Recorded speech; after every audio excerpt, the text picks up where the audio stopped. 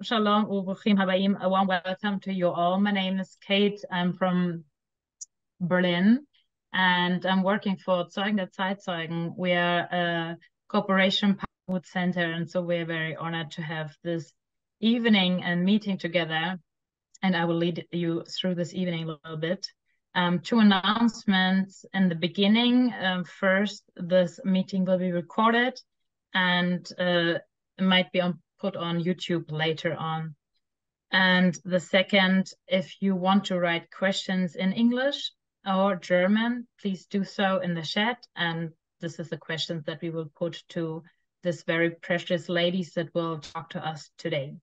So I'm happy that Daniel Müller is here right now for a little greeting, a brief greeting from our side, from Zeugen der Zeitzeugen.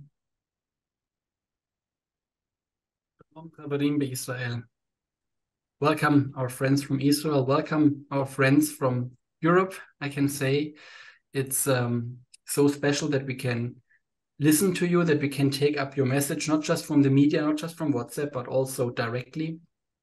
And I think it's so important that we stick together. I'm receiving sometimes updates and calls from Jews in Berlin that get harassed and during the daily work, that think about how can they defend their homes and these things. So it's very important to be alert, to support each other, to listen to each other, and to come into action. And I'm very happy that this evening is maybe for some a first step, for others further step. And I'm very happy that Leah and Chiran and others that are very active in Israel would offer it and bring the families that lost people to the terrorists, to Gaza. Hopefully some will get back.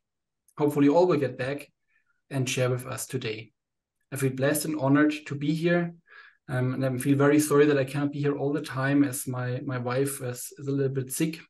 She came out of hospital today.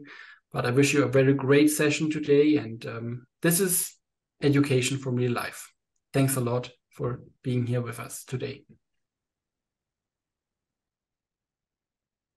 Thank you, Daniel, for your words. And I can forward now and give the greeting for Dr. Leah Ganor.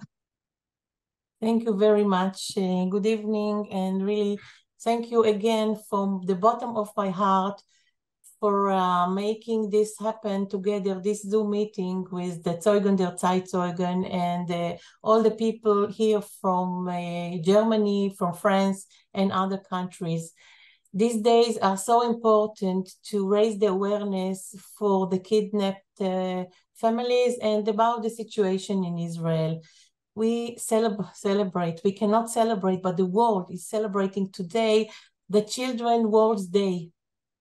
And it's so important for us to emphasize that 40 children are being kidnapped so many days. They are being held in horrible conditions, and none of the children's organizations over the world say something about it. So we are here to raise the voice and to talk about those people that I hope won't be forgotten. And they must come back home now, because never again is now. So again, thank all the people that are participating. Special thanks to the Zeugen der Zeitzeugen, the organization which collaborates with us, not only now, but for many years. And as I said, good friends are not only in good days, but also in difficult days. So thank you very much. Thank you for your warm words, Leah. And it's really both sides. We also feel that this is not a cooperation only, it's really a friendship from both sides that has grown since 2016. So thank you also from your side, especially to you and Inbal, who are here for the Mashma'ut team today. So Inbal, you can let me know now if Ayala is here or if we start with Talia. I think we will start with Talia, and Ayala will join. So, Talia, you would like to start before the pictures, or you want me to put the picture from the beginning? I'll just say a few words before we present the presentation. Just a few words about myself. So hello, everybody. My name is Talia, and I've been working with Dr. Leah Ganor and the Mashma'ut team for many years now. I've been an activist in the remembrance field. I've been working on the memory of my grandfather and about 2,000 of his friends who joined the British Army back in the Second World War and were taken captive in Greece by the Nazis. He was held in captivity for 4 years. His life was basically saved by the Red Cross. The Red Cross, who I'm looking for these days and asking, where are they at these horrible times? I would not have been here if not the Red Cross back 82 years ago. So this is something that is really important for me to say. In my usual life, in my personal life, I work as a quality assurance manager. I have nothing to do with issues like that. But I would like to tell you the story of my family who live in Kibbutz Be'eri. That is one of the settlements near the Gaza Strip. And Inbal, if you can present the picture, please.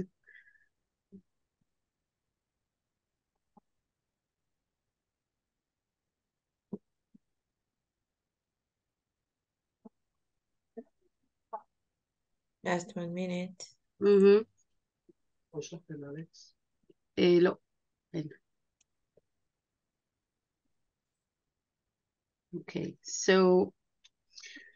Okay, so these are my grandmother and 2 of her cousins, not much after the Holocaust.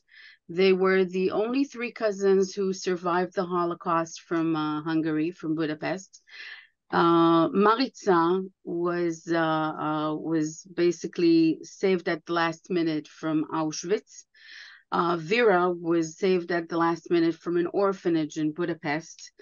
And Sharika, my grandmother, she had, I don't know if it is an instinct or a well-defined notion of the risk that she was under. She ran away from Budapest in 1939, just about 4 months before the Second World War broke.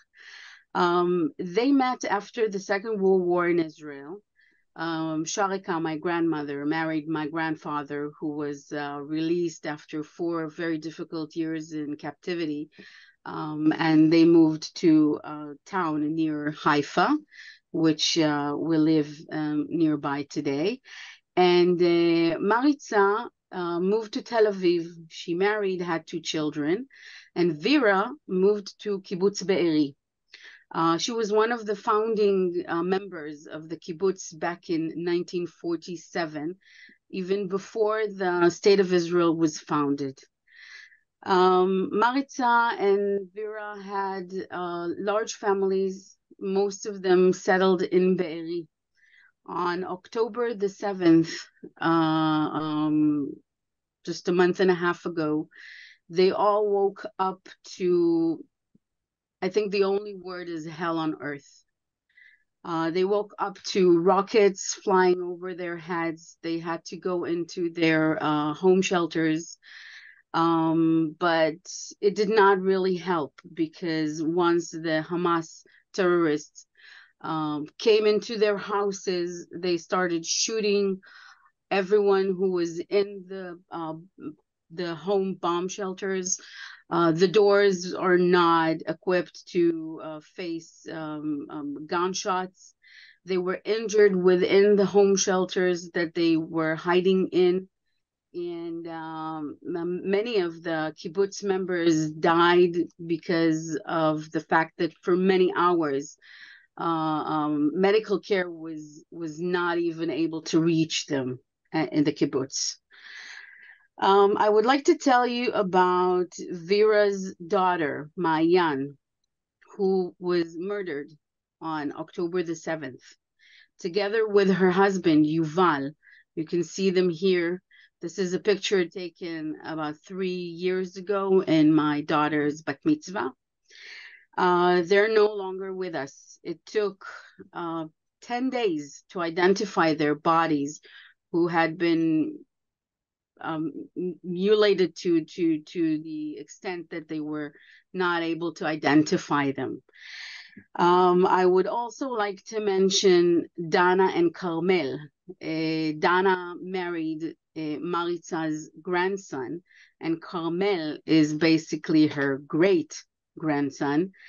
And Dana was shot and was killed and in the bomb shelter, and Carmel lost his hand when a grenade hit him, and he bled to death for many hours. His latest request as a 15-year-old boy was that he be buried with his surfboard. This is a request that his father was able to meet after sending soldiers back into the house, asking them to take out the surfboard so he can be buried with it. My family in general in Kibbutz Be'eri, we have, I think, something like 40 or 45 family members there. Everybody was hurt to some extent. Dana's husband had his leg amputated. Her other daughter, Hadar, which you see here, was wounded from the grenade. They're going through surgery. They have long terms of rehabilitation. It's a very difficult situation, and people that were not hurt physically are hurt mentally. The post-trauma is something that I think nobody right now even thinks about and really takes care of. And one of the most important thing is that this is a very tight and close community, and they are waiting for their community members to come back. If you can move to the next slide, please. Thank you. So these are the Be'eri members that were kidnapped from their homes. Now, I want to emphasize something. These are not soldiers that were out on a mission, and all of the international war rules do not apply to them. These are civilians, babies. They were asleep at their homes, and they were just kidnapped out of their beds and taken to Gaza. This is something that is unheard of. This is something that I feel no nation, no people in the world should agree to. And we already know that this person, Yehudit Weiss, was murdered in Gaza. So out of the 26 people that you see here in the picture, we already know that we have one who was killed in Gaza, and we have Vivian Silver, whose body was also found in a very bad condition. So we already know that some of them had been murdered on the way to Gaza. So time is running out, the clock is ticking. The personal grief of the people who had died in my family is huge. I cannot even describe it. But there is still a chance to bring back some of the people who are in Gaza, and this needs to happen now, because they don't have a lot of time, and time wasted can just turn against these people. So that's in general what I wanted to say.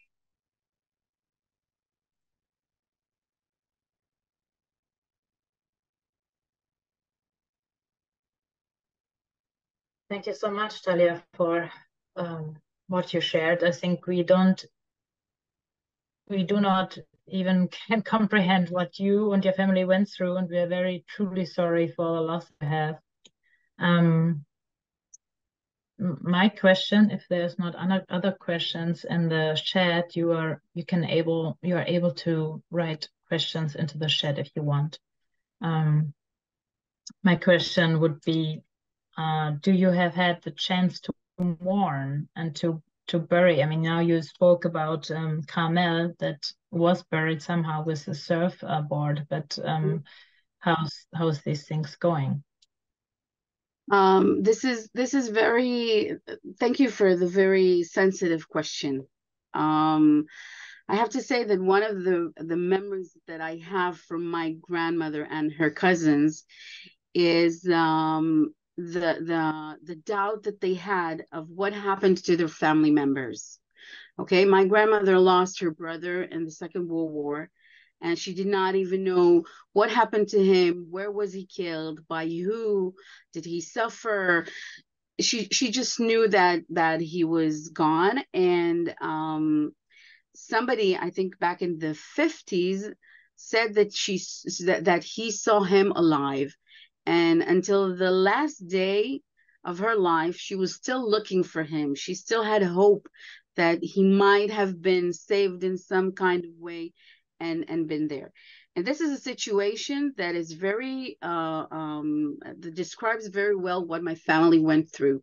Because when we watched on October the 7th, we opened the TV and we basically saw Hamas broadcasting the massacre that they did there. And the kidnapping of people. We saw that on TikTok and on Telegram and on the TV, and it was horrifying. And the fact that I've texted my family and I've asked them what is going on with them, and some people answered me. At a certain point, they stopped answering me, and I did not know why, because their batteries went off, or because they were murdered or kidnapped. There were 10 days in which we did not know what happened to Mayan, Yuval, Dana, and Carmel. We knew that Dana and Carmel were murdered because my cousin and his daughter were with them in the bomb shelter, but their bodies were not recovered. Their house was burned. So you might guess what happened to their bodies. It was very difficult to identify them, and it was 10 days of being clueless. And Mayan and Yuval's children were hopeful at a certain point that they were kidnapped, because that gave them the hope that they might be alive. It was heartbreaking to be with them when they were announced that their parents were murdered. It was really, really heartbreaking. Those 10 days were very difficult for everybody. And my cousin, Avida, whose wife and son were murdered, when he was informed that his wife and son were formally identified as casualties, he said, I'll try to translate it into English. He said, "You don't need to worry. They're killed. It's okay." And I said, "Why is that okay?" He said, "Because I have a grave that I can go to. I can mourn them." So it's a very small console, something to fall back on. The fact that you have a grave and you know what happened to your wife, to your son. I cannot imagine. I'm a mother of two. I cannot imagine not knowing what happens to my children, being kept and being held hostage. This is something that from my public work as the chairlady of the Families Forum of the POWs, I've always asked myself, how did my great-grandmother react to the fact that her son is in captivity? It's very difficult for me to feel that now for people that I don't even know. I know from them being neighbors of my family. It's a roller coaster, and I think that Hamas is using that roller coaster and playing with our feelings and our psychological strength it's very difficult. Yes, I understand. I think we all just not only with our ears, we really listen with our hearts, and it's really heartbreaking what you tell us. And in the chat, there's a lot of thanks for sharing your sad testimony. But there was also one question from Dr. Nitzan Hakim. Thank you for that question. Because you mentioned the Red Cross before, your family has this history of the being rescued for the Red Cross. So the question was, did you try to contact the Red Cross? Who's in charge on contacting the Red Cross? What do they do about the hostages? Well, from what I know, I'm not a part of the Hostage Families Forum, but from what I've heard and know, they had tried contacting them. Red Cross is basically saying that they are trying to contact Hamas, but Hamas are not. We all need to understand that Hamas is not a country. It is not a formal military. It is a terrorist organization. They have their rules. They have their. I hate to call it values because it's not a value matrix that I can relate to. And they work according to what they believe in, and they do not identify or see the Red Cross as something that can serve their interests. So they're not communicating with anybody if it's not working for them. My personal luck from my history was that my grandfather served in the British Army, and back then Nazi Germany and the English and UK did go through the formal channels of the Red Cross. This is not the way things are working right now. This is a terrorist organization, and this is the way that they're working. It's very difficult. It's very difficult. Mm-hmm. Yeah, thank you for speaking out clear. I think it's really important that we take the right terminology, like Hamas is a terrorist organization. There was one more question here from Daniel Müller. Or I just read everything is here, and then we will continue with Ayala's story. Thank you for sharing, Talia. What would be your message for the Israeli government?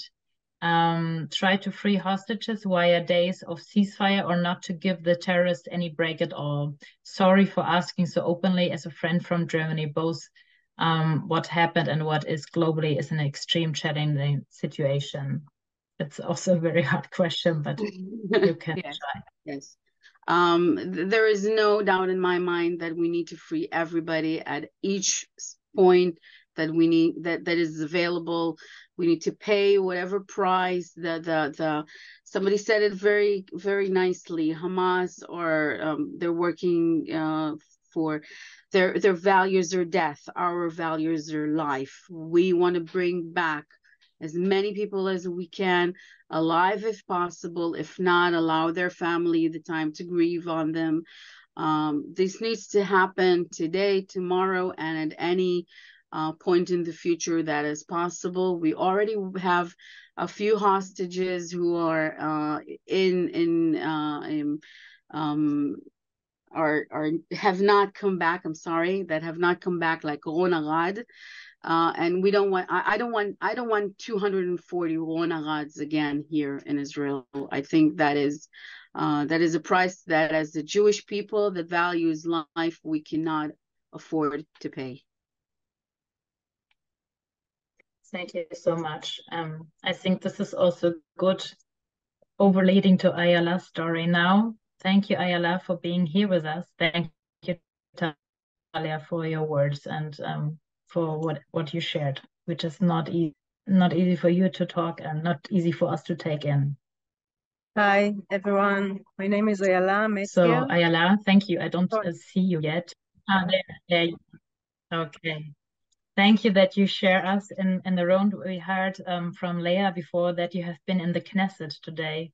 So it's very impressive. Thank you that you take the time to speak to us tonight. So please explain a little bit what happened to your family. Hi, everyone. So I My name is Ayala Metzger. My father and mother-in-law are in Gaza now, 80 years old. They lived in Kibbutz Niroz. It's in the middle of the Gaza Strip, on the border. And I live near Ashkelon. It's near the south, the north of the border. At Saturday 6:30, we had bombing, and we got to the safe room. I think it's got to Tel Aviv also. And after that, we called them, and we called my daughter, my second daughter. I have 3 kids. My second daughter went to see her grandmother and father, and she slept at her cousin. And we called her and asked if everything okay. She said that they're okay, they're in the safe room. The same was with her grandmother, father. And then at 8 o'clock, I tried to call her again. She said she write me not to call, just write, because there are terrorists outside the house. And 9:30, she write me, don't call me anymore, mom, just be in contact with my old sister, because she couldn't write exactly. She was terrified. There are terrorists outside. They are in the safe room. My brother-in-law and his wife held the door. And the kids, Omer, my kid, and she's 19 years old, and their cousins, 2 cousins, were under the bed. Don't call me, don't write me, because I can't write you anymore. She was terrified and shaking. She write me with mistakes. My father-in-law and my mother-in-law, we heard them from them. The last call was from 8:45. My big daughter called them, write them, and wrote them something, and he wrote her that if some a joke, if some in Empire State is still standing, is everything, it's I suppose it's everything okay. And then that's it. We didn't hear them anymore. At 4:30 afternoon, the army got out my daughter and her cousins out of the out of their house. Neighbor of them, some member of neighbors of them were shot in the house, and the house were set fire. But at 4:30 afternoon, I understood she's safe, and we just tried to understand what is going on with my father and mother-in-law. At Sunday morning, we heard that the army went again in all houses to find the bodies and find whatever they can find. And they said that there is nothing in their house. No blood, no bodies, nothing. It took 2 weeks that the army put some flying things that cameras that can try to understand what is going on with the bodies outside in the fields. And we understood that they are not there also. After 3 weeks, 2 hostages from Kibbutz Nir Oz got free, and we heard from them that Tammy and Yoram are alive under the ground with 20 more people from Nir Oz in Gaza. In a place, I don't think it's Gaza, I think it's south, a village south to Gaza.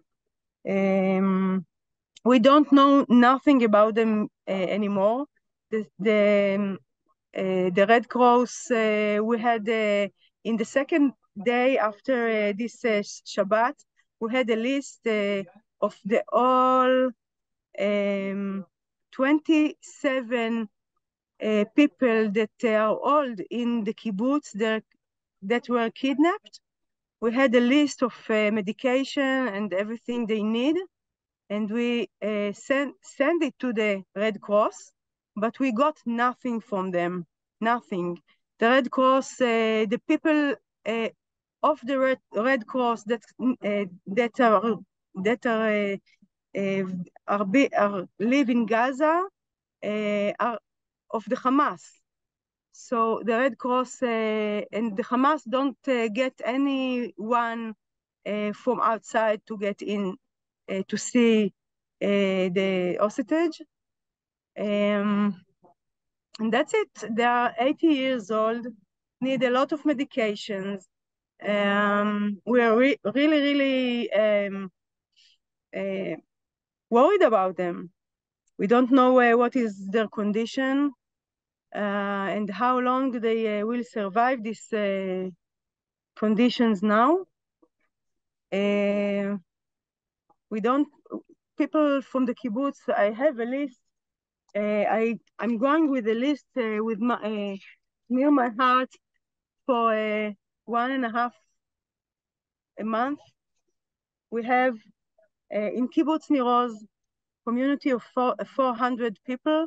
There are 28 murdered people that had got already to burial, and to 12 Thailands that worked in the kibbutz that murdered, and 74 people that are in the Hamas now. We have 40 kids in Gaza now. A lot of people that I know, I used to be a member of this kibbutz.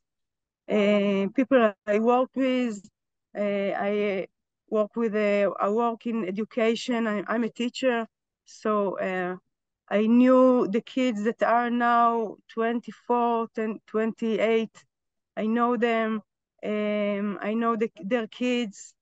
I know the people that are 70 years old, that my friends, and it's the community is broken, and I believe one of the people that can talk for them, because they can talk by themselves, because they're in a hotel now in Eilat, try to start understand what is going on with them. They can't go back to their homes because half of the kibbutz got fired.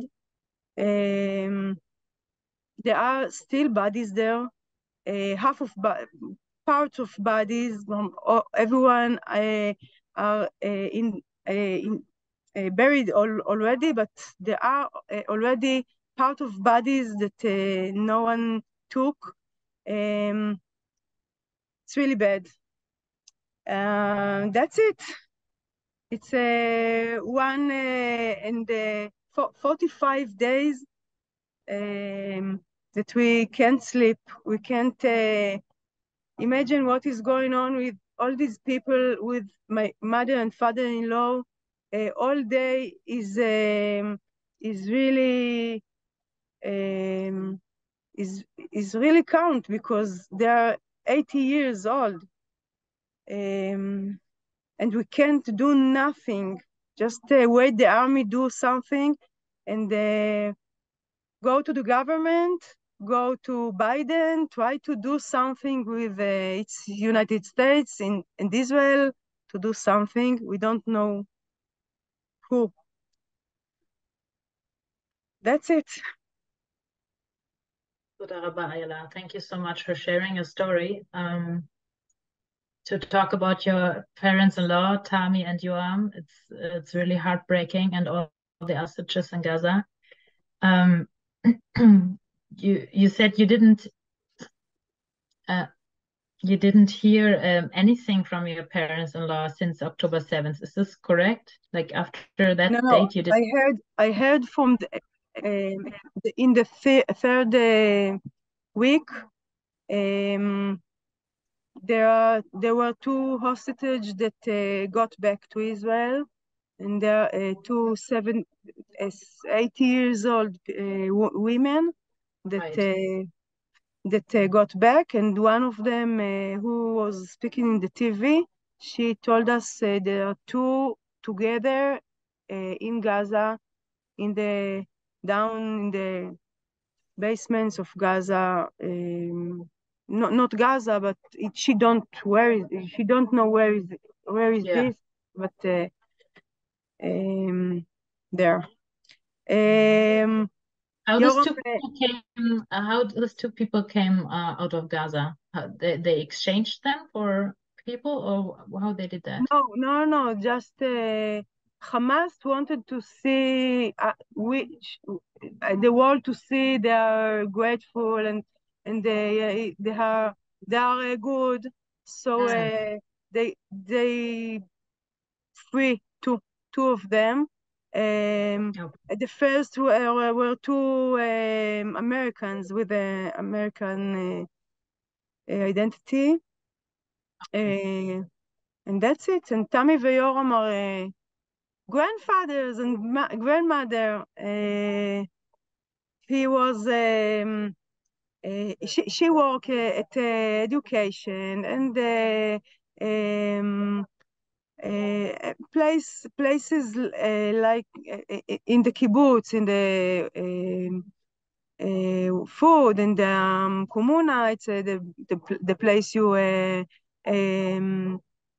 take care the clothes of everyone. He was a manager of the Nirlat paint industry factory. It's paint for houses, and he was they were some years at Holland for to manage their paint industry factory there, and that's it. Love the grandmother, father.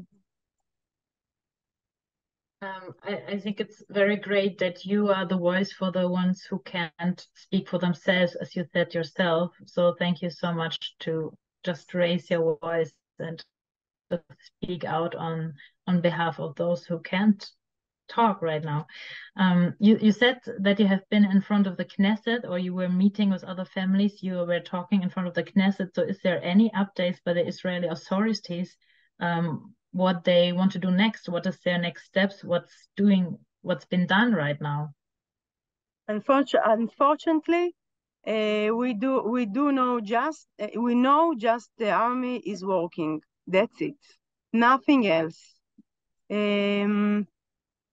I don't know how I can trust my government. It's it's really hard government to trust. So I don't know if they have something any plan to do without near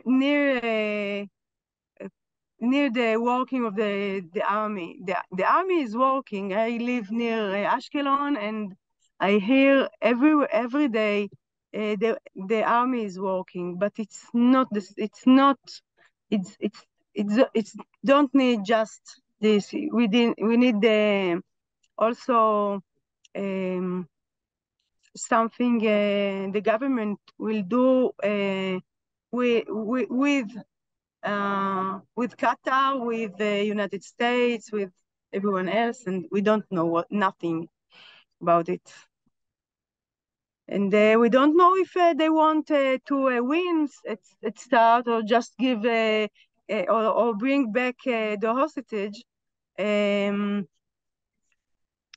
It's not true to call them hostage. It kidnapped people, civilian people. So we have nothing to rely on. This is the feeling, and we try anything to do to talk everyone in the world, to understand the problem, to understand that it's next time it's be in your house, because it's fundamentalism. It's hard. It's really Islamic fanatic Islamic. I don't have nothing against Islam. I have friends, Arab friends, but I think something is here is really against humanity, against people who want to live, and this is we all need to stop and start to see the truth, to see it, the truth, see the truth, and ask myself, ask ourselves how we deal with it. That's it. Yeah. I read through the chat now, and there was a couple of people who said we are praying that they come out. We're praying a lot and daily. There's a lady here, German lady, Renate Bleimeyer. She wrote, "I visited my friends Ronan and Karina and Neil Oss, who are kidnapped with their daughters Mika and Yuval, and I'm grieving with you very much. We are praying for you a lot." And Dr. Nitzan Hakim also wrote again that they're praying. And yes, so yeah, you said a little bit, this would be my final question for you, because many people here in Germany, for us, it's hard to imagine what you're going through right now. So what is your hope when you talk to people in Germany, in Europe, or other countries in the world? What is your hope when we hear your story? Listen, I feel like I came back 8 years to the Holocaust. It's a little, but it's the same stories. My mother, grandfather and mother were killed by fire in their house at Poland by Nazis. Yoram family get killed, all family killed by Nazis in Poland. The free world need to understand he needs to fight for this freedom and keep it from bad people, from people who think that killing and do things like this, it's okay for ideas. They put they don't put live they don't think life is good. לאה, תעזרי לי, לא מקדשים את החיים, מקדשים את המוות. They holy death, not life. Those people, they holy death, not life. And we need the free world need to understand it's not the ring of the world. It's not a movie. It's really it's real, and it's going to be in your house if Germany and France and everyone won't start keeping their home too. Not from Arabs. From fundamental people.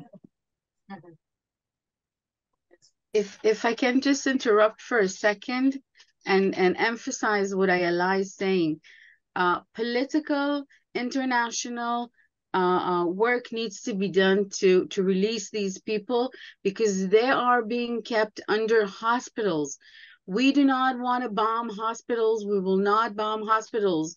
We will send our soldiers to be killed in order to surgically take out these people. But there is a complete city underneath Gaza, and all of these people are kept underneath hospitals. So they're using men, women, children, hospitals as their shields. And we need to understand that we will not be able probably to take out everybody without paying an additional horrible price with the life of our soldiers. So political international work needs to be done in order to help release these people.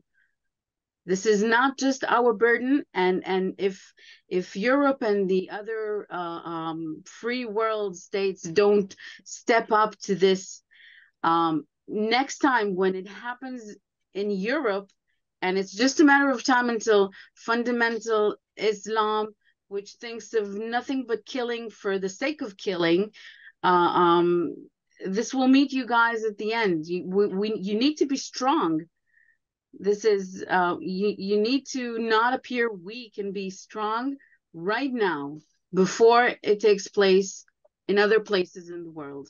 Sorry for being so pessimistic, but we gave work to these people. We gave them milliards of dollars, fed them with whatever they needed, and all they did was spend that money on weapons and tunnels, and nothing went to the Gaza people, to infrastructure, just for killing, for the sake of killing. And I'm not even talking about how angry I am for the silence of women's organization on massive rape that happened on October the 7th. The world is shutting up, and the world is going to pay, the free world is going to pay a dear price. This is just the introduction to what's going to happen next. Sorry, Ayala, for stepping. Okay. Sorry. And we don't want this war. We really don't want this war. I have 4 soldiers from my family. They are now in the north and in Gaza. Okay? We don't want this war. And the people who used to live in Kibbutz Nir Oz, part of them were people of peace that helped people from Gaza and took them to hospitals. And I'm also, but I can't. I know that I want help people to live good, but they had a lot of chances and they did nothing with this, just to make death with it. And it's we need to keep our world, the world who wants to live and to be free from this fundamental people. Yes, that's it. Thank you, Ayala and Talia, for your sincere and warning words. I think it's it's needed to be heard. There are some more questions. Kate, there are some more questions. Yeah. Maybe briefly we can do it because Shiran had a question I saw here that are you in Jerusalem across the Knesset and have you met with anyone from the government? Yeah, I met with חברי Knesset. Parliament members, yes. Parliament members. They're all really crying, and I think it's really hard story. I don't know how much they work to do something. That's it, and we the family of the kidnapped people, part of them work more in Tel Aviv, work like there was a big walking in the to Jerusalem. Yes, parade to Jerusalem. Yes, and part of them work all over the world just to say everything, just to talk with to the media and say tell the story. And I'm now in a place that more political, that ask my prime minister to go now. So this there is a tent against in front the Knesset that people who their member killed just start to sleep here until he goes, until he takes responsible. So there are most of the people don't want to make it political, but I think this is the key. It's hard because the fourth is to be together and do it together, and this is what make the soldiers we all together in the fight. But when a government make real bad things in the same time, we think, I think, and some people here that it's connect and they need to take responsible for all. Ayala, does your father and mother-in-law, when they will come back, because I'm optimistic, there is a question, do they have a house to go back or the house was burned? No, they have, but Kibbutz Nir Oz won't, they can't go back now.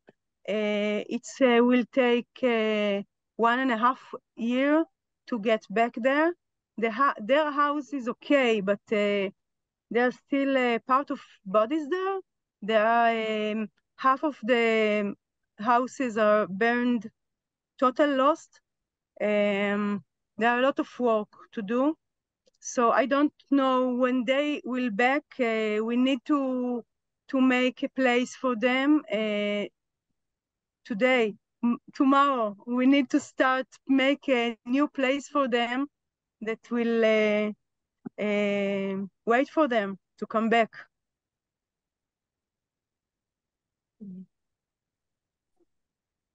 Yes.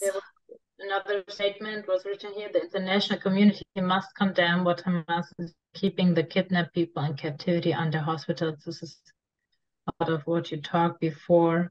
And you mentioned another point that I wanted to take on, and I ask you, Leah, what is the situation right now? Because it's not only the Gaza Strip, it's also northern Israel. So what is happening there? In the north, the places near the border in the north were evacuated.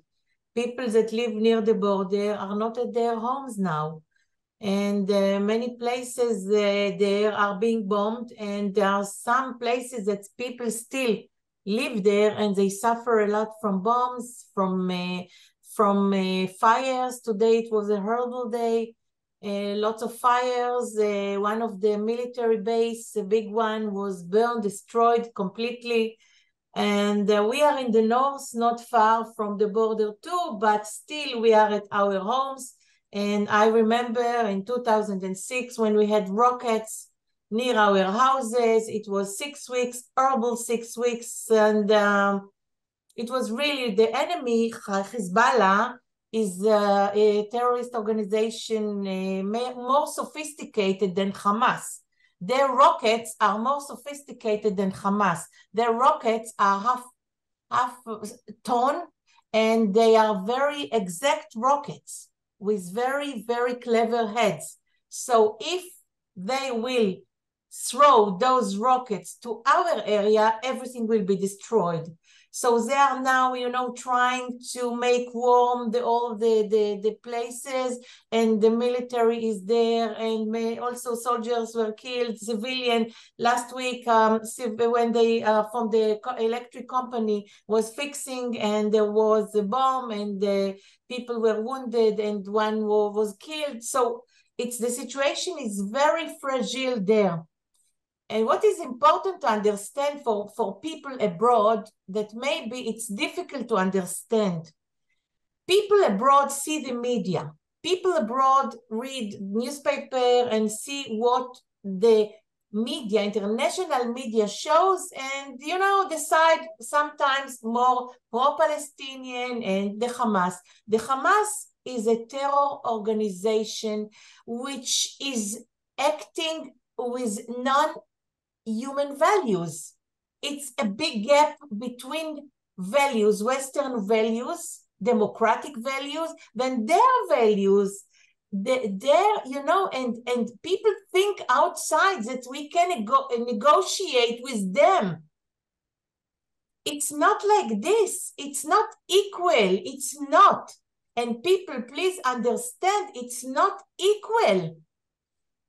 And we, as we said before, we cherish life, they holy death. So they are playing, and they want us to argue with one to each other. They want this because we don't decide.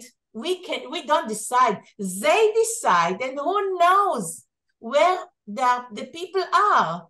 They spreaded them, they divided them, they used them, and we see on Telegram horrible films that they are making. Unfortunately, I see the horrible films, what they are doing in Telegram. And they, you know, they are proud in their cruelty. Nobody says nothing. Women organizations about what happened on the 7th October, where they raped brutally. They raped, they killed young girls. And where are the women organizations? Where are the organizations for equal rights? Where is the United Nations that it was established to help in such crucial situations? Where is the Red Cross? The Red Cross. Those people for more 40 days did not get medicine, nothing. We don't know, we don't have any list of the people. So what we are talking here, we are talking like we have a country, we have a state, we can negotiate, we will give you this, you will give us this. Nothing. You must understand that this side is not a side that you can negotiate with him. Those terms of Western world is not fitting, is not. It is not. It's a completely different language. And these people in Europe, in the United States, don't understand. This is a radical Islamic organization which sees in front of its values death, cruelty. You know what, and this I will finish what I have to say. When I go to sleep every night, I dream that maybe among those terrorists, there will be one person that keeps the kids, or people who keeps the kids, or the people that has a little bit human something human in his heart. Something human, because even in the darkness of the Holocaust, there were righteous among the nations. So maybe, and this helps me to fall asleep, because if not, I could not sleep. This is my hope.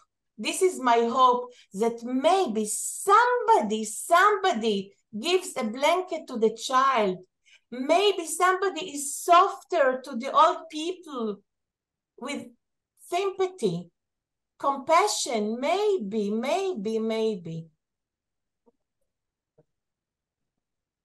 I saw there was a question about psychologic help. We got help. It took a while. The government started to work. It was a really big shock for everyone, and I don't think this government had plans for something like this. But we have there are really great support from the civilians from Israel. It's really great, and there is help. Yes. I heard from Israeli friends that there's a new Israeli saying that goes like that. There's October the 6th, and then there's October the 7th. So this date has been a game changer. It has been a turning point in history for Israel.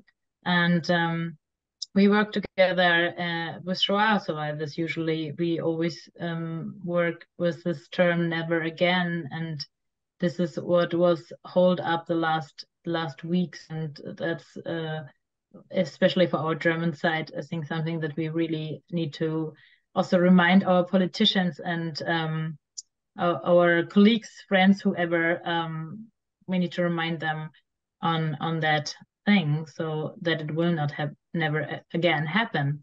And Leah has shared a video. Maybe Christopher, can you play the video for Shoah survivors speaking out?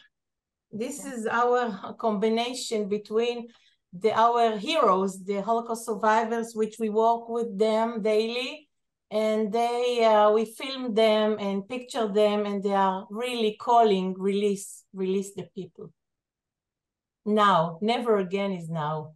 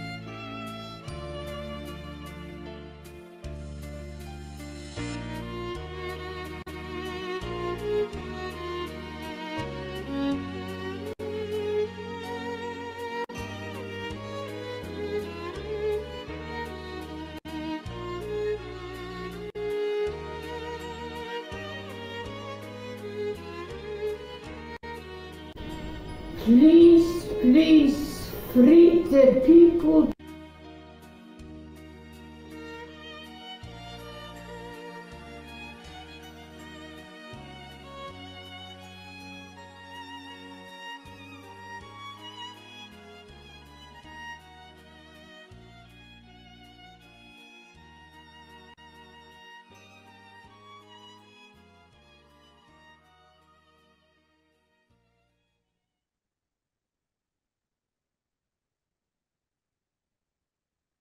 during playing this video, yes, we would be very happy that you share it, because this is the purpose, that you use this clip and share it as much as you can, for really, wherever you can, please share it. Yes. And we And have also internet site. Maybe we will put our internet site that you can see also what materials we are putting, and probably Kate also in your internet site. yes, of course, we have listed Mashma'ut Center partner in our website zeugen-derzeitzeugen.de. So, but also in just wrote the website Yes, and mashma'utcenter.co.il. we have also on YouTube this clip. Yes, Inbal, we have on YouTube. We have it. I can send it to all the mails that were registered. I can send it. I can send them. Yes, in the mail. This Yes, video yes. in the mail. Yes, all the people that were registered, so we will send you. Yeah. Yes. Mm-hmm. And we also from Zeugen der Zeitzeugen, we did a little clip as an answer to this atrocities that happened on the 7th of October. So Christopher, please also send our very short video. Thank you. Shalom Chavarim. We are with you in sadness, we are with you in anger, and we are with you in love and compassion for those that lost friends, family members, or that were taken captive. We want to send a message of encouragement. We are with you. We stand side by side. We fight for the truth here in Germany. We equip our teachers and university professors with the right content. We go there. We face the people. And we share your message. We share the message of truth. We share the message of those that suffered from terror, that have been suffering from terror.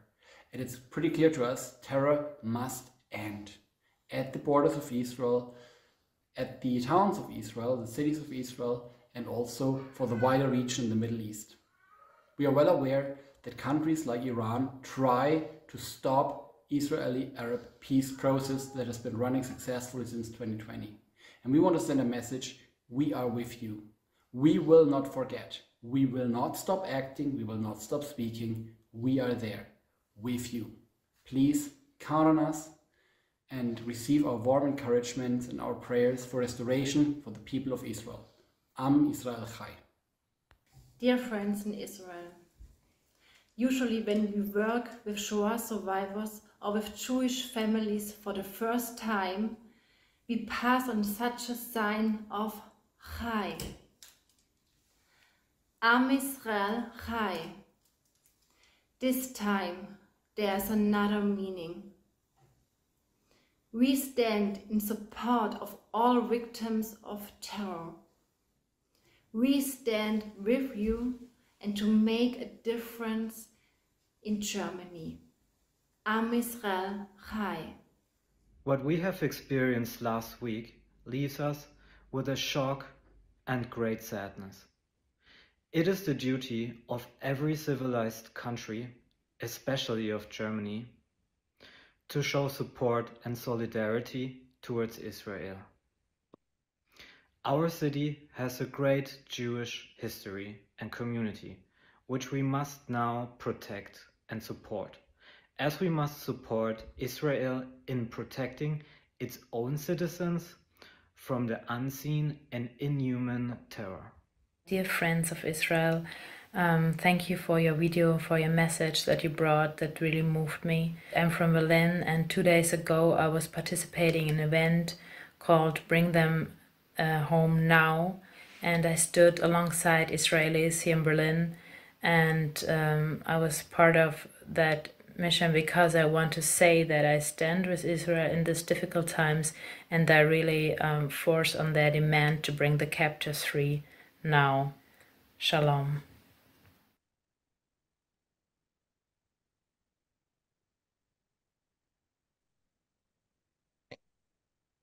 Thank you, dear friends.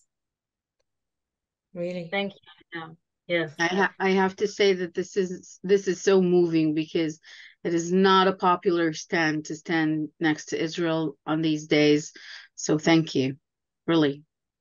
Thank you very much. It's really Thank you. Especially to you, Ayala and Talia. Thank you for entrusting us with your stories, and we will keep spreading the stories. We will tell your stories, because we know it's not the numbers, it's the stories that move our hearts and that move other hearts too. So this is why always we work with this biographical approach, and so it's very precious. Even it was hard for you to speak and hard for us to listen, but it was very important that we can share our hearts tonight. And so toda rabba, me'alev, from all our hearts, we say thank you. Thank you very much to Talia and Ayala. Always you are here with us, and we are with you, our hearts with you. I wish we could do more. I wish we could do more, but we really support and hug, and we are here, whatever is needed. We are really here. And thanks to our friends in Germany over the world that participated with us today in this important evening. I wish that next meeting will be with all the hostages and we will celebrate. Amen. That's a lovely and positive idea. Thank you, Leah. And so the last thing, we mentioned that often here, this is the campaign, Bring Them Home Now, hashtag Bring Them Home Now. So we will send this link also with the email to everyone. That it's also in German and English and all kind of languages. So feel free to see that videos, to share that stories, to put posters if you can, whatever, just to raise awareness, because we don't want to be silent. We want to stand with Israel in this troubled times, and we want to be friends for real. Kate, maybe you can keep all the things that was written in the chat before you close the Zoom. You can save it. Christopher can save it. So. Yes. Christopher probably knows how to save this. All comments, it's very important to us. And raise your voice. Raise your voice, not be bystanders, but be active. Every one of us can help. In something everyone is count. Yes, everyone counts. And even what we do, whatever you do in your work, talk about it, raise awareness. Put your solidarity in your social media, whatever you can, please talk about it. Because if we want to improve the future and make a better world for the next generations, we must do it. We must. Yes. And I just want to mention that also that there's a lot of people here praying for Israel, praying for especially now the stories that we heard. So yeah, it's both. It's in the political, and then it's also sometimes in the silent chamber, praying for you and standing with you. And so I think both of that is very precious and very seen. Yeah. So thank you for all the friends who joined for tonight.